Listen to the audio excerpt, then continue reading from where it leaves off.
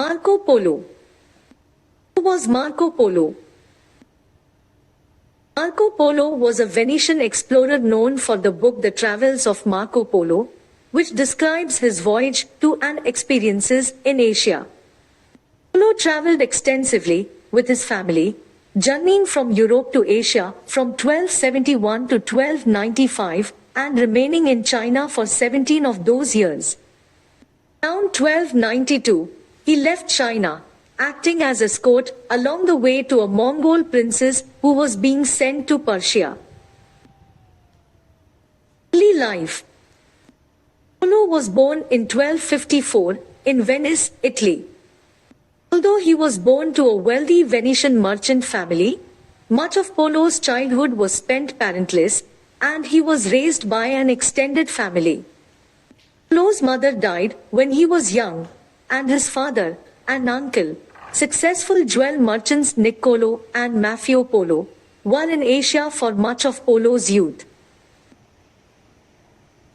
Niccolo and Maffeo's journeys brought them into present-day China, where they joined a diplomatic mission to the court of Kublai Khan, the Mongol leader whose grandfather, Genghis Khan, had conquered Northeast Asia. In 1269, the two men returned to Venice and immediately started making plans for their return to Khan's court.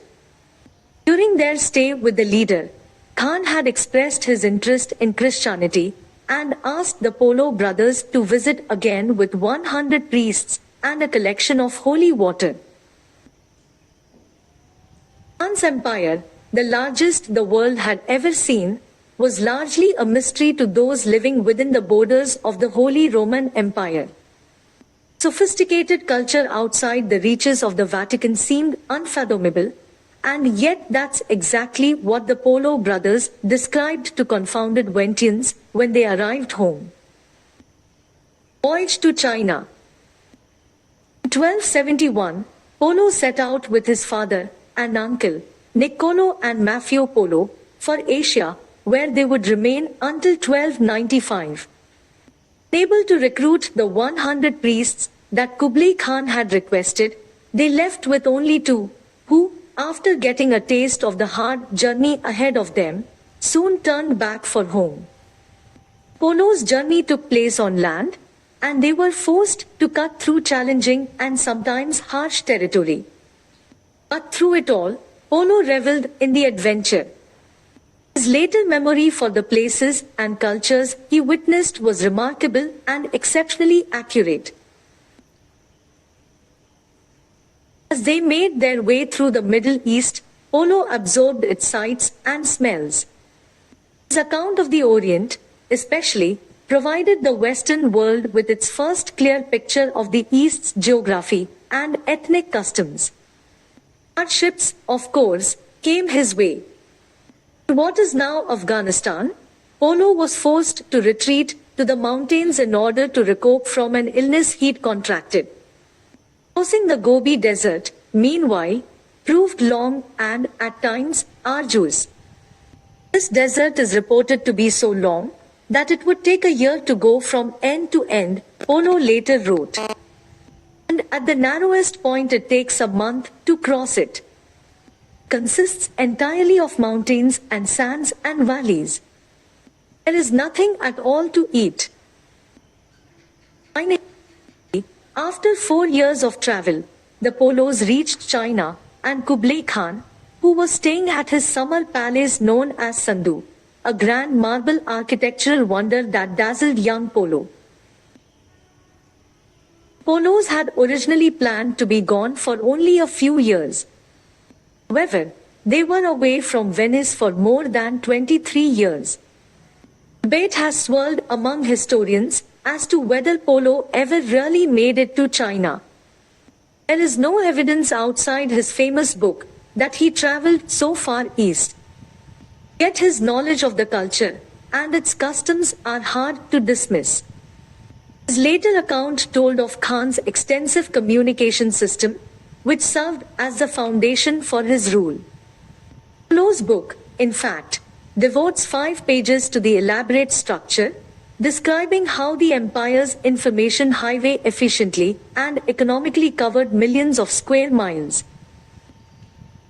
Khan's acceptance of the Polos offered the foreigners unparalleled access to his empire. Niccolo and Maffeo were granted important positions in the leader's court. Polo, too, impressed Khan, who thought highly of the young man's abilities as a merchant. Polo's immersion into the Chinese culture resulted in him mastering 4 languages. Polo the Explorer. Kublai Khan eventually employed Polo as a special envoy he sent to far-flung areas of Asia never before explored by Europeans, including Burma, India and Tibet. Polo, as always, was a stamped metal packet from Khan himself that served as his official credentials from the powerful leader. As the years wore on, Polo was promoted for his work. He served as governor of a Chinese city. Later, Khan appointed him as an official of the Privy Council. At one point, he was the tax inspector in the city of Yenzhou.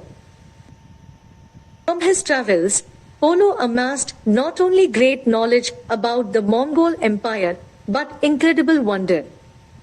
He marveled at the empire's use of paper money, an idea that had failed to reach Europe, and was in awe of its economy and scale of production. Polo's later stories showed him to be an early anthropologist and ethnographer. His reporting offers little about himself or his own thoughts, but instead gives the reader a dispassionate reporting about a culture he had clearly grown fond of. Journey back to Europe. Finally, after 17 years in Khan's court, the Polos decided it was time to return to Venice. Their decision was not one that pleased Khan, who would grown to depend on the men. In the end, he acquiesced to their request with one condition: they escort a Mongol princess to Persia, where she was to marry a Persian prince. Traveling by sea, the Polos left with a caravan of several hundred passengers and sailors. The journey proved harrowing, and many perished as a result of storms and disease. By the time the group reached Persia's port of Hormuz, just 18 people, including the princes and the Polos, were still alive. Later, in Turkey, Genoese officials appropriated 3/4 of the family's wealth. After 2 years of travel, the Polos reached Venice. They had been gone for more than 2 decades, and their return to their native land undoubtedly had its difficulties. Their faces looked unfamiliar to their family, and they struggled to speak their native tongue. Travels of Marco Polo. Polo's stories about his travels in Asia were published as a book called The Description of the World, later known as The Travels of Marco Polo.